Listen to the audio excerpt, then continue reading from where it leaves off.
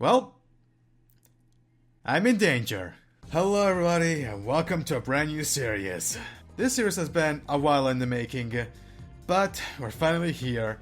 Ladies and gentlemen, welcome to IndyCar Racing 2 Remco, or Remco for short. I will explain everything about this series during the race proper, but in the meantime, let's introduce the drivers, shall we? Naturally, we start with Remco DERYCKE, our protagonist. I already showed him in the last Gran Turismo video, but if you didn't see it, here he is. Jacques Villeneuve, or Jacques Villeneuve as he was called back then by the broadcasters. The 1995 champion and the 1995 Indianapolis 500 winner. Those results were good enough for Frank Williams to call him for the 1996 Formula 1 season, and the rest, as they say, is history. And the right, Michael and Damon. Stefan Johansson, one of the many drivers that had made the jump from Formula 1 to IndyCar. Nowadays, he's mostly known as the agent of Scott Dixon and Marcus Ericsson. I think also Ericsson, I don't know. Scott Dixon definitely, I don't know about Ericsson. Mauricio Gugelmin, moving from Chip Ganassi Racing to Pac West. Gugelmin's teammate at Pac West, Danny Sullivan. The 1995 Indianapolis 500 winner, the 1988 IndyCar champion. 1995 was his last year of competition before switching over to broadcasting. Gilles de Ferran, the 1995 Rookie of the Year winner, driving for Jim Hall. Scott Pruitt, driving for Patrick Racing. Then we have Alan Sir Jr., the defending IndyCar champion, as well as the 1994 Indianapolis 500 winner. I made some research and found out that after 1995, Ansel Jr. would never win another race in IndyCar until 2000, where he switched over to IRL. His teammate Emerson Fittipaldi. No introductions needed. A two-time Indianapolis 500 winner, the 1989 IndyCar champion, and also a two-time Formula 1 champion in 1972 and I think 1974 as well. 1995 was actually his last year at Penske. In 1996, it moved over to Hogan Racing, who had a partnership with Penske at the time, and had that crash at the Michigan 500 that officially caused him to retire. Then we have Bobby Rahal, Brian Herta moving to Chip Ganassi after 1 year with AJ Foyt. However, Herta will leave the team for Rahal at the end of 1995, leaving the door open for a certain Italian guy named Alex Zanardi.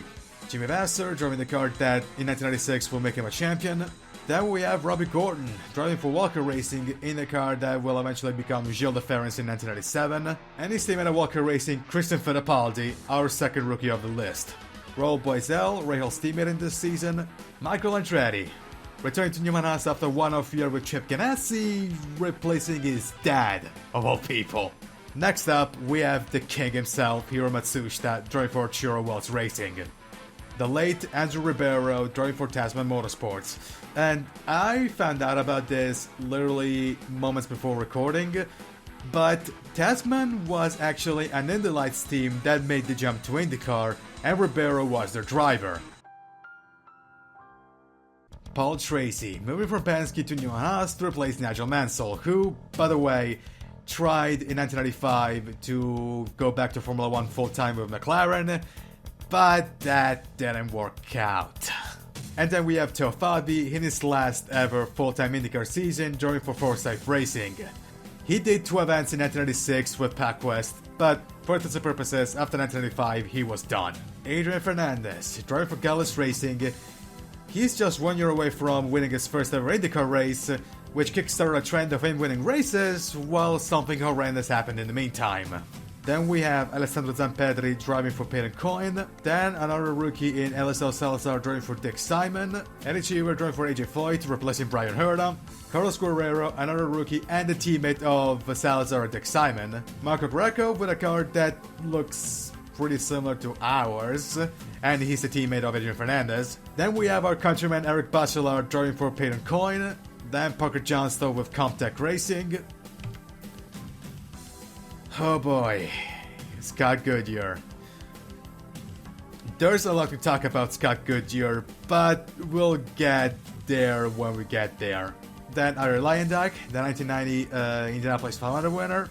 Lindsay James, the only woman in the field, and the 1992 Indianapolis 500 Rookie of the Year, but because everybody else retired. And then we have Stan Fox, who in 1995 had that famous smash that ruined his career. Scott Braden, a future two-time Indianapolis 500 pole sitter. And that's all of them. That legitimately took me more time than I like to admit. But we are done with the introductions, so let's get to the races. And round 1 of the season is the Telmex Tecate Grand Prix at Monterrey, Mexico. Which is really the Harlem Park to make a circuit reskinned to make it look like it's in Mexico, but yeah, whatever.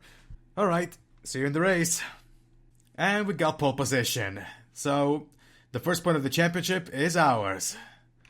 Now before starting the race, I need to check the fuel. Yeah, there we go. 40 gallons. There we go. Okay. Let's do this. Okay, there we go.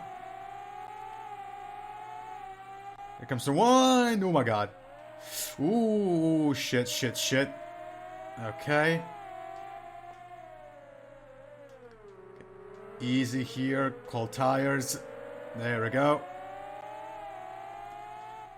Past Michael Andretti.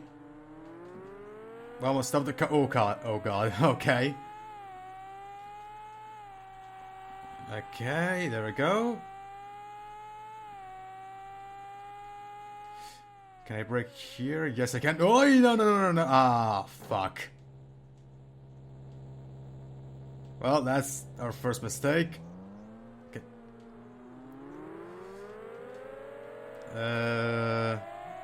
Okay.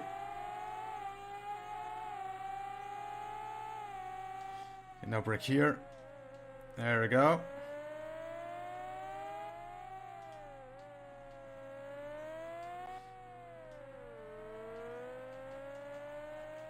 Alright. Found a couple of corners.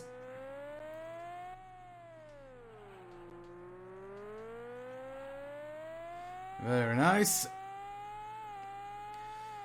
And that was lap number 1.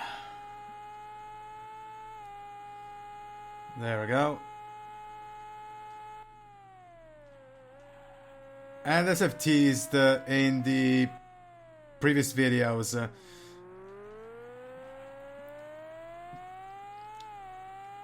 this race I go to show this race is on full, so no jump cuts.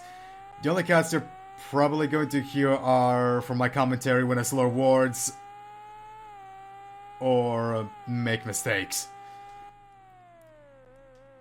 Okay, there we go.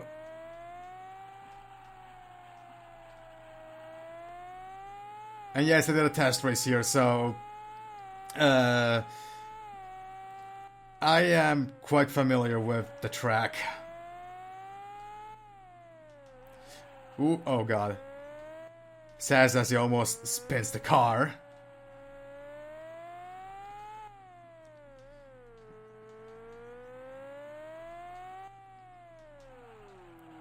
Okay, no. Okay, I am not doing myself a favor right now.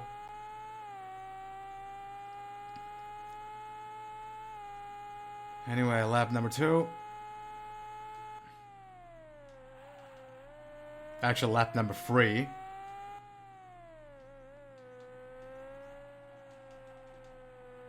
Okay.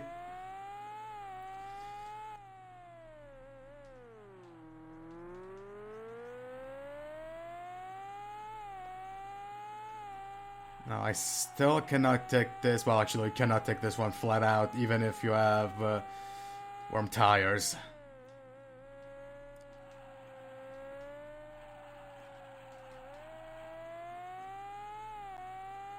All right.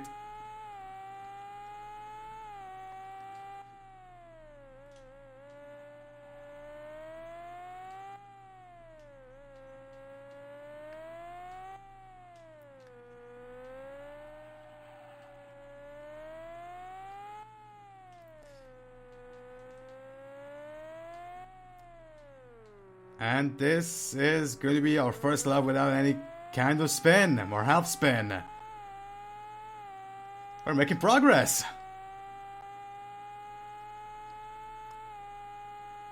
Alright, 18 to go. Almost 20 seconds away from Michael.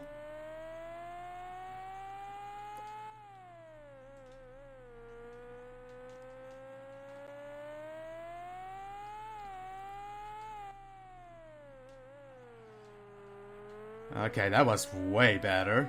The entrance to the corner was way, way better.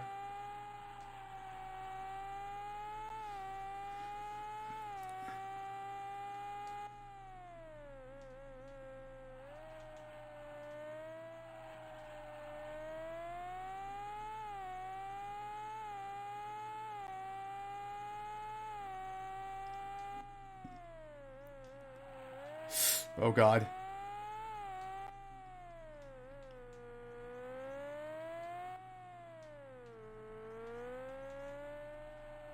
Alright.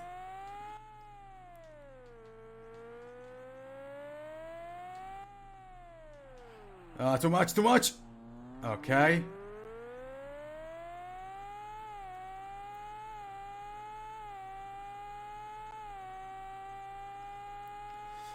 And 17 laps to go.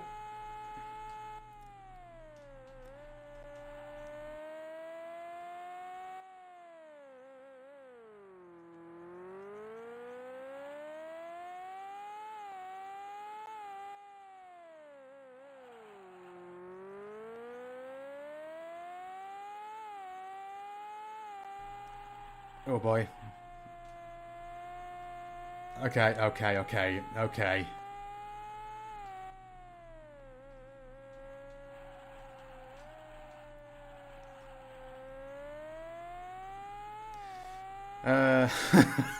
Okay. As for how this series was conceived, it wasn't an easy task, let's just put it away. First off, this car set you're seeing right now is not the exact car set that was in the Memphis video in the meantime. Hey hero! Oh, whoops. Okay, that was my fault.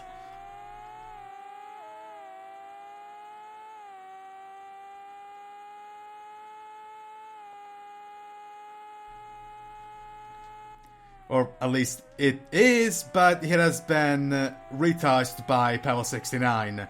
And for the ones who don't know who he is, he's a big name in the IndyCar Racing 2 modding community.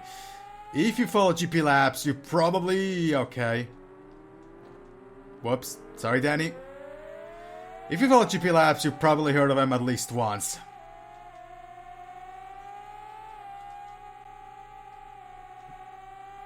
Okay.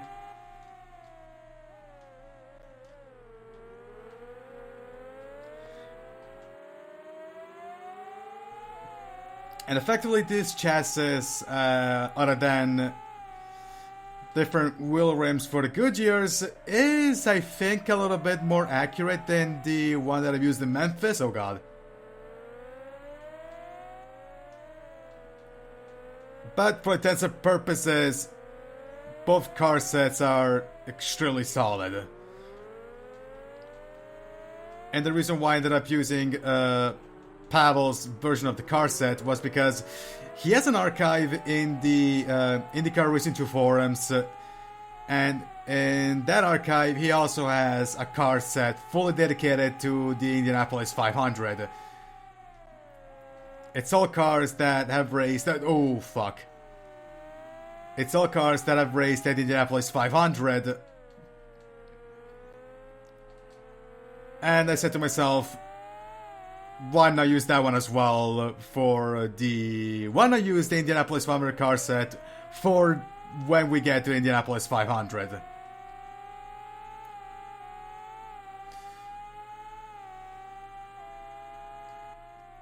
However, there was another 1995 car set that was just as good, and quite honestly, I am, shall we say,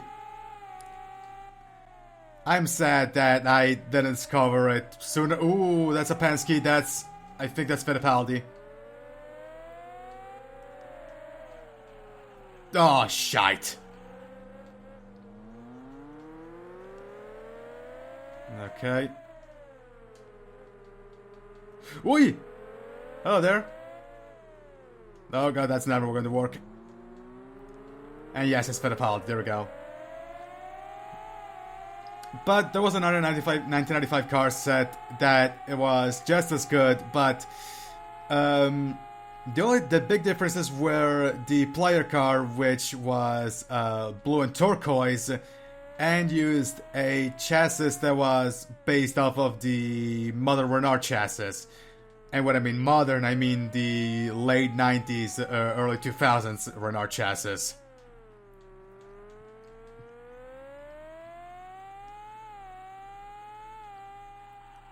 Now, I don't remember the name of the guy that made it. I'm definitely going to write it in while editing the video. But again, I am so sad that I didn't discover it a lot more sooner, because that car set is actually pretty fucking good. Okay, ooh, okay.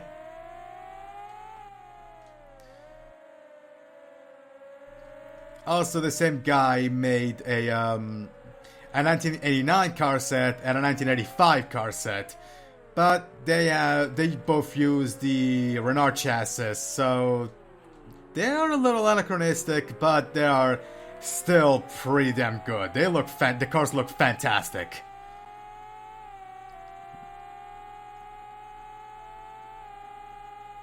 Okay, 13 laps to go. Lapping Alonso. Never mind. Oh boy. Okay.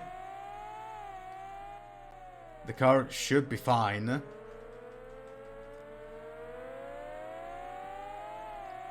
And that actually brings me to my next topic, and that is all the settings that I'm using. And as you probably noticed, I'm running with arcade damage, because if you don't know, realistic damage is fucking stupid. With realistic damage, I would have never survived that bump in the wall. With arcade damage, you really you need to have a really, really big crash to damage your front wing, let alone have a crash that kills your race.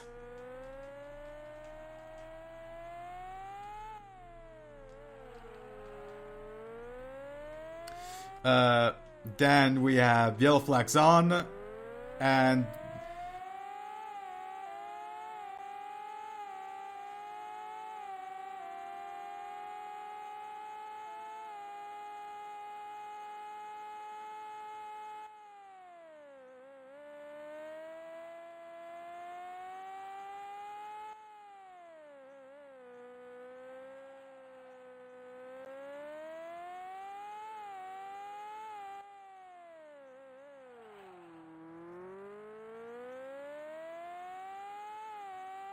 brakes down are on, so the engine can blow up, or the turbo, or whatever other issue can happen at any moment. The yellow flags are on, as I've said. As for the pace lap, I've decided to do this. I decided to keep it off for the road courses, but keep it on for the ovals.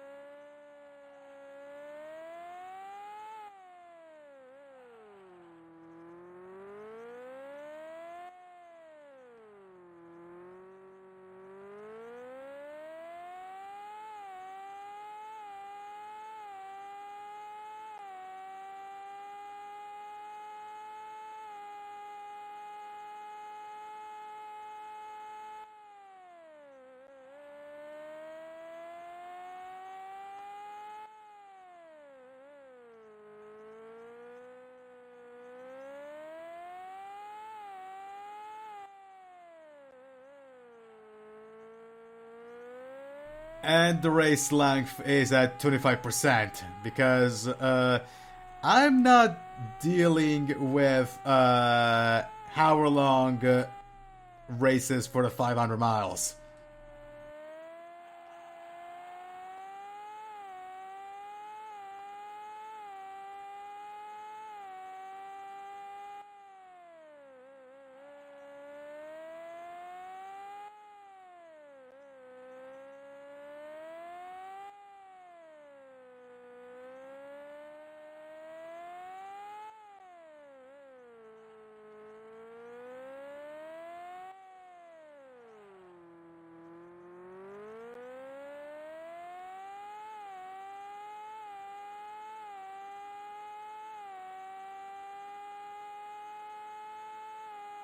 And I almost decided to have the road courses and the road courses and the 1 mile ovals at 50% and then keep the 500 mile events at 25%.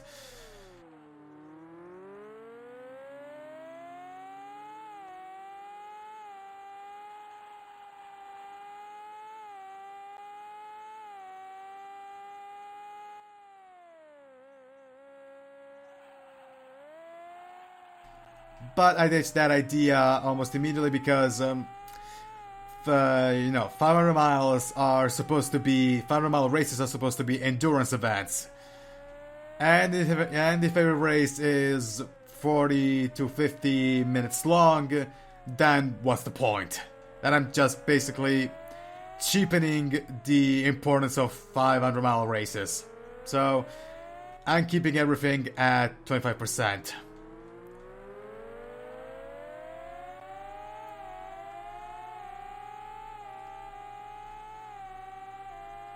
And 9 laps to go.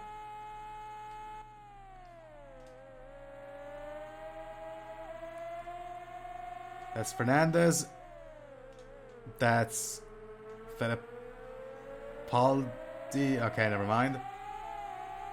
That's Fernandez. Ooh, fuck! Oh shit. Oh shit. Oh shit. That could be a yellow flag. That could be a yellow flag.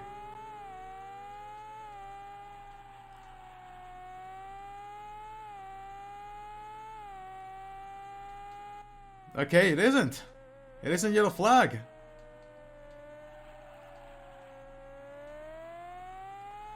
Oh. Yeah, my fault. My fault on that one.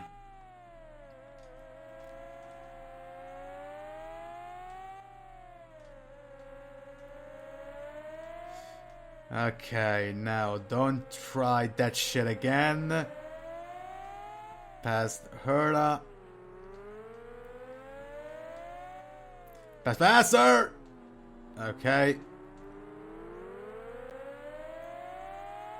There we go, pass faster.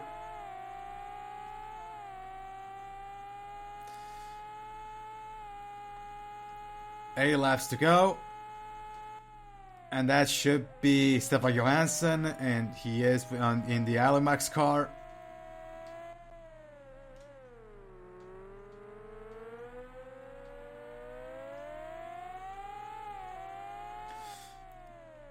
And now it's time to talk about the other important topic of the series, and that is the calendar.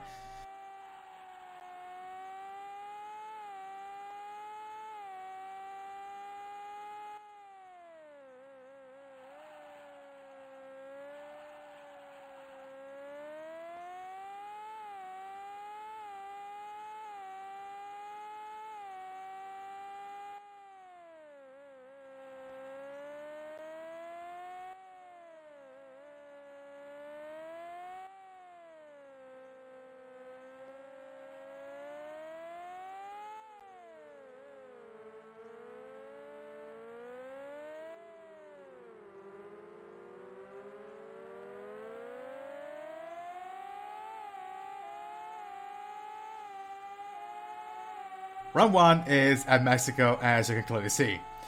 Then our next 3 races are going to be a triple header in Florida, starting with Miami, the Bicentennial Park, so the track where the actual 1995 season started.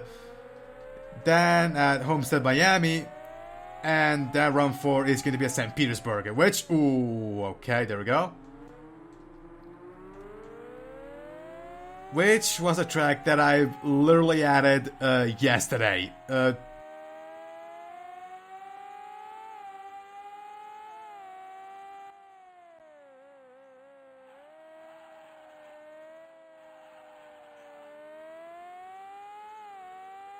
Let's just say that the calendar wasn't on lockdown until, well, now.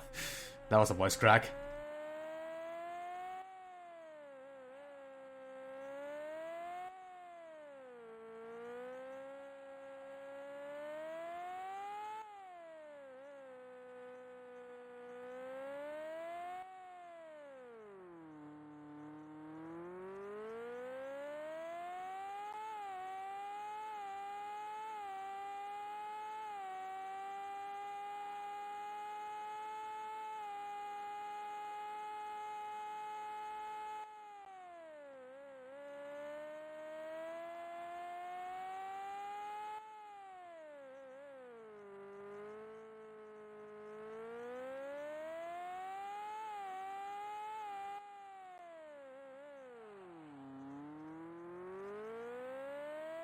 Round 5 is going to be a Long Beach, and then we head to Nazareth for round 6. And then for round 7 we're going to Gateway, or Worldwide Technology Raceway, if you want to be more formal.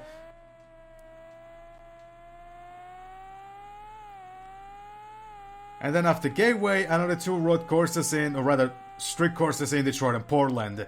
For Detroit, I have an interesting story.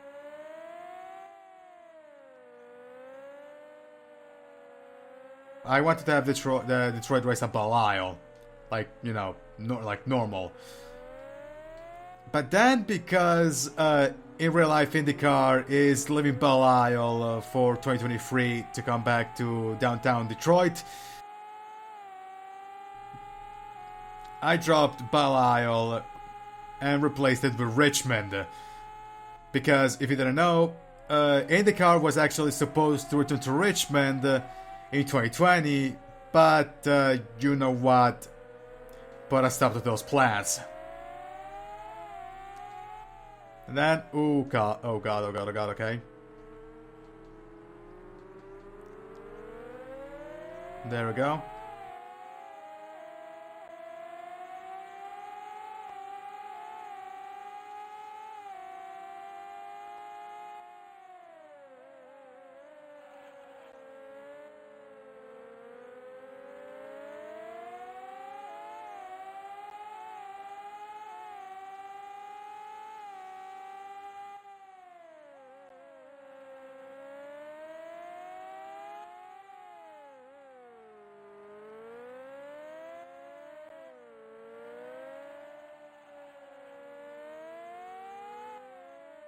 But when I redid the calendar again, I removed Richmond and brought Detroit back.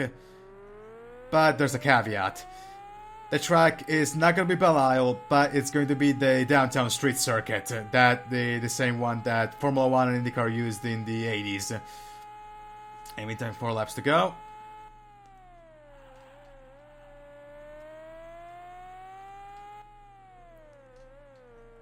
The plan is to race at downtown Detroit, but if shit goes wrong during my test runs, then I have no issues in switching the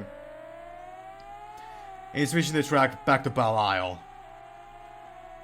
Oh, and another thing that I forgot to mention,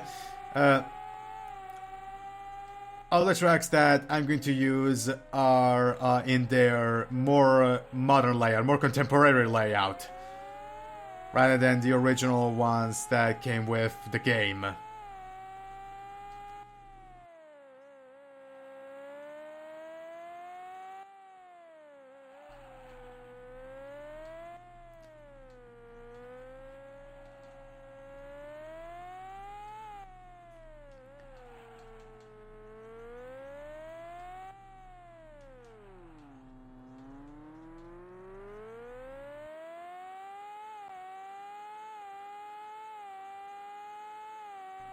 Actually, I have the calendar right in front of me, and I completely forgot Portland. But Portland is going to be in the middle between Detroit and Cleveland.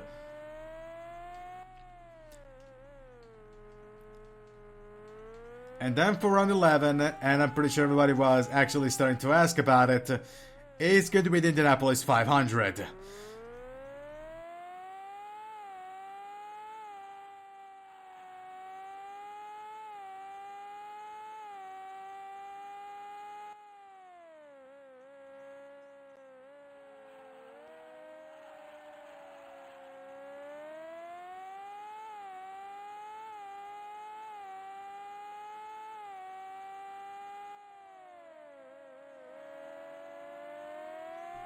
I will freely admit that I was not aiming for full realism for this calendar.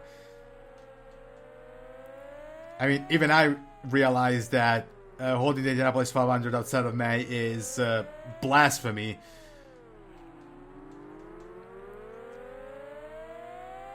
But just because I wanted to give this series a little spin, I decided to put it in the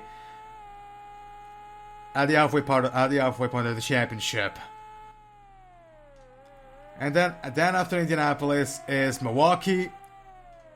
And then we have for round 13 and 14 is a Canadian doubleheader with Toronto first and Vancouver second. And then after the Canadian Blast, we have our second 500-mile event in Michigan, the US 500. And I know a lot of people are going to say that it's cursed to have the Indianapolis 500 and the US 500 in the same calendar. But again, I am not aiming for realism, so the Indianapolis 500 and the US 500 are going to be the same calendar. And then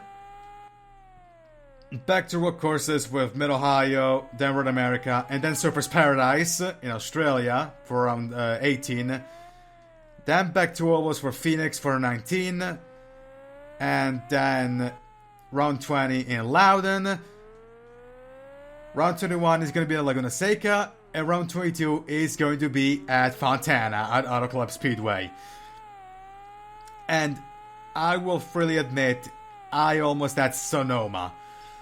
The reason why I didn't add in the meantime White Flag One Lap to Go, and the reason why I did not add Sonoma in the calendar at the end was because I still cannot get the first corners, the uphill section consistently.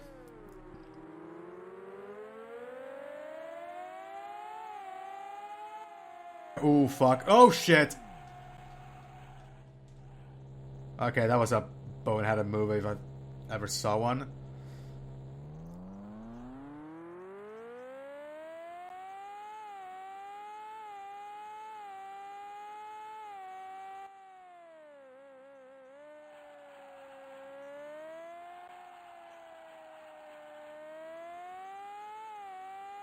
I tend to spin the car in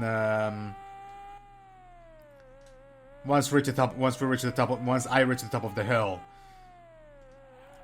And oh come on, dude! I get it's the fastest lap, it's the last lap, and you're 2 laps ahead of Andretti. But come on, focus!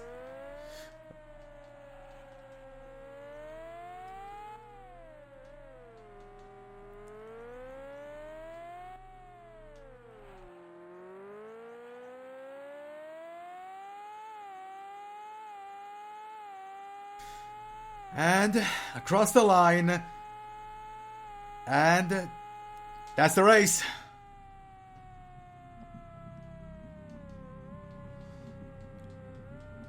Okay.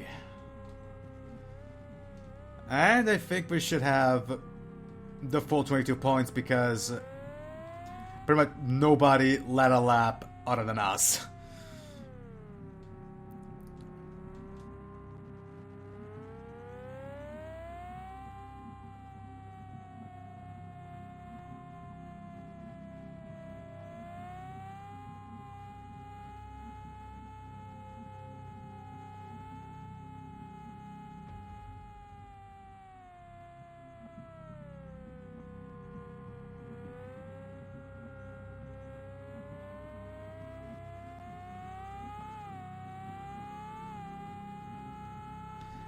And, in fact, I have no idea how am I going to tackle Mid-Ohio.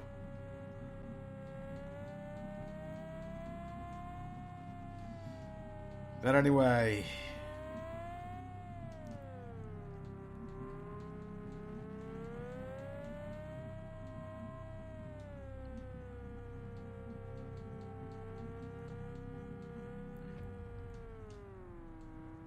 Alright.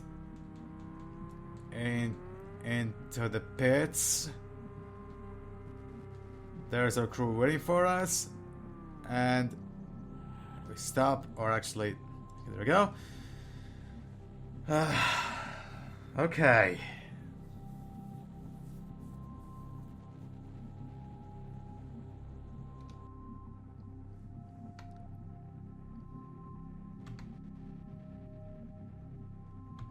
And so, we went into Telmex Grand Prix. Second is Andretti, third is Tracy, and then it's Ansel Jr., Villeneuve, Rahal, Pruitt, Gordon, Gugelmin, Fittipaldi, Fabi, and Stefan Johansson rounds out the top 12.